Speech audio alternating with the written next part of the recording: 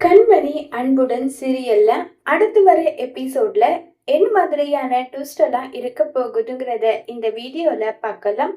அன்பு கண்மணியவே நினைச்சு ரொம்பவே ஃபீல் பண்ணி வருத்தப்பட்டுட்டு இருக்காங்க. அப்ப கரெக்டா அன்போட ஃப்ரெண்டு வராங்க. என்னாச்சு அன்பு, நீ இப்படி எல்லாம் எப்பவுமே இருக்க மாட்ட. உன்னை பார்க்கும்போது மனசுக்கு எனக்கே கஷ்டமா இருக்குடா. ஏன்டா இப்படி இருக்குன்னு சொல்லி ரொம்பவே வருத்தப்பட்டும் ஃபீல் பண்ணியும் கேட்டுட்டு இருக்காங்க. அதெல்லாம் ஒண்ணும் இல்ல. ஏன்டா அன்பு, நீ வீட்டை விட்டு இப்படி தனியா இருக்கணும்னு உனக்கு என்ன தலையெழுத்தா? நீ பான் வித் சில்வர் ஸ்பூன் மாதிரி நீ வளர்ந்தவன்டா. நீ போய் இப்படிப்பட்ட நிலையில இருக்கியேன்னு சொல்லிட்டு இருக்காங்க. அது மட்டும் இல்லாம உனக்கு கல்யாணம் ஆயிடுச்சுல்ல, அவங்க ஒய்ஃப் இந்த அளவுக்கு இன்சல்ட் பண்ணாங்களான்னு எல்லாம் சொல்லிட்டு இருக்காங்க. ஏன்னா சோசியல் மீடியாவில் எல்லாமே பயங்கரமா ஸ்ப்ரெட் ஆச்சு. உன்னை பத்தின நியூஸும் உன்னுடைய ஒய்ஃப் பத்தின நியூஸும் உன்னுடைய ஹோட்டலோட நியூஸுன்றாங்க. இங்க பாருடா, நடந்து முடிஞ்ச விஷயத்த இல்லைன்னெல்லாம் என்னால மாத்த முடியாது. இருந்தாலும் ஏதாவது ஒண்ணு பண்ணணுன்றதுக்காக நானு அமைதியா இருக்கேன்.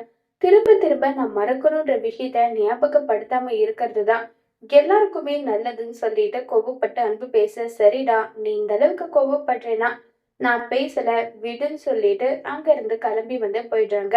இப்ப அன்பு கண்மணியவே நினைச்சிட்டு இருக்காங்க. முதல்லலாம் உன்னை ஏன் தான் கல்யாணம் பண்ணணும்னு நினைச்சு அவ்வளோ வருத்தப்பட்டிருக்க. உன்னுடைய நல்ல மனசை புரிஞ்சிக்காம, ஆனா உன்னை விரும்பினதுக்கு அப்புறமா நீ தான் என் உலகம், நீ தான் என் வாழ்க்கைன்னு சொல்லி நான் வாழ்ந்துட்டு இருந்தேன். கடைசியில நீயும் எனக்கு நம்பிக்கை துரோகம் பண்ணிட்ட இல்லைன்னு சொல்லி ஃபீல் பண்ணிட்டு இருக்காங்க. அந்த அளவுக்கு பிக்கஸ்ட் இஷ்யூவா அது ஒரு பிரச்சனையே கிடையாது. நீ என் பாட்டி கிட்ட ஒரே ஒரு மன்னிப்பு கேட்டிருந்தா பிரச்சனை முடிவுக்கே வந்திருக்கும் நல்லா சொல்லி ஃபீல் பண்ணி பேசிட்டு இருக்காங்க. அன்பு கண்மணியோட போட்டோவை பார்த்துட்டு இப்ப அன்போட ஃப்ரெண்டு சாரிடா, திரும்ப திரும்ப உன்னை நான் டிஸ்டர்ப் பண்றேன்னு நல்லா நினைச்சு ஃபீல் எல்லாம் பண்ணாத. உங்க ரெண்டு பேருக்குள்ள என்ன ஈகோ கிளாஸ் போச்சு சொல்லுடான்னு சொல்லிட்டு கேக்குறாங்க. உடனே அன்பு அவங்க ஃப்ரெண்டு கிட்ட ஷேர் பண்றாங்க.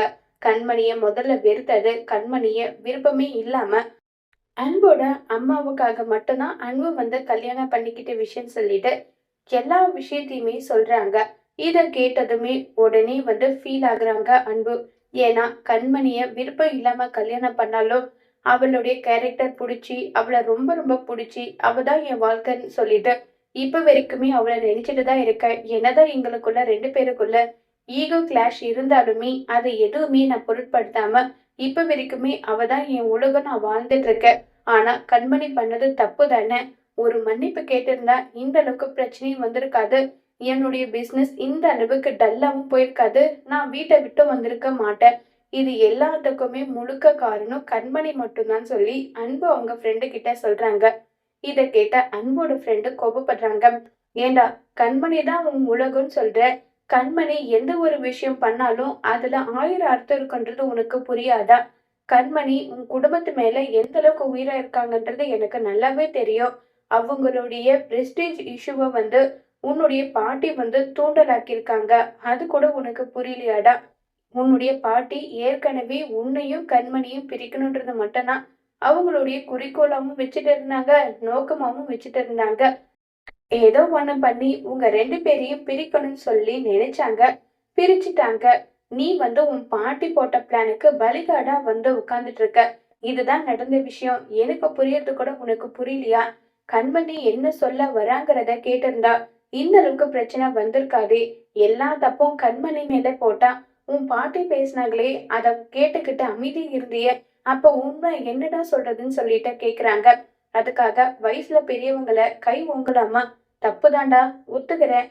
அந்த சூழ்நிலையில கண்மணியோட மனநிலைய நீ புரிஞ்சுக்கிட்டு அவளுக்கு பக்கபலமா இருந்திருந்தா இந்த அளவுக்கு பிரச்சனை வந்திருக்காது. முதல்ல நீ அதை புரிஞ்சுக்கணும். கண்மணி எதுக்காக இப்படி பண்ணா, ஏன் இப்படி பண்ணான்றத தெரிஞ்சுக்காம இப்படி உட்கார்ந்து கண்மணி மேல ஃபீல் பண்ணி உட்கார்ந்துட்டு இருக்க. ஒரு முறை அமைதியான இடத்துல உட்கார்ந்து கண்ணை மூடி யோசிச்சுப்பாரு, என்ன நடந்திருக்கும். ஒருவேளை கண்மணி இந்த அளவுக்கு கோவப்பட்டிருக்கானா, அப்ப எந்த அளவுக்கு அங்க பிரச்சனை நடந்திருக்கும்னு சொல்லிட்டு இது எல்லாமே ஒன்னொன்னா யோசிச்சுப்பாரு.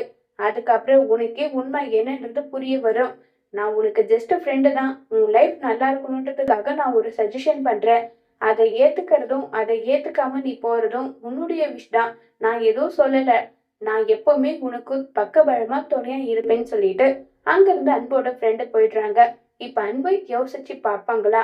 கண்மணி மேல எந்த ஒரு தப்பும் இல்லைன்றத அன்பு புரிஞ்சுப்பாங்களாங்கிறத வரப்போற எபிசோட்ல வெயிட் பண்ணி பார்க்கலாம். தேங்க்யூ.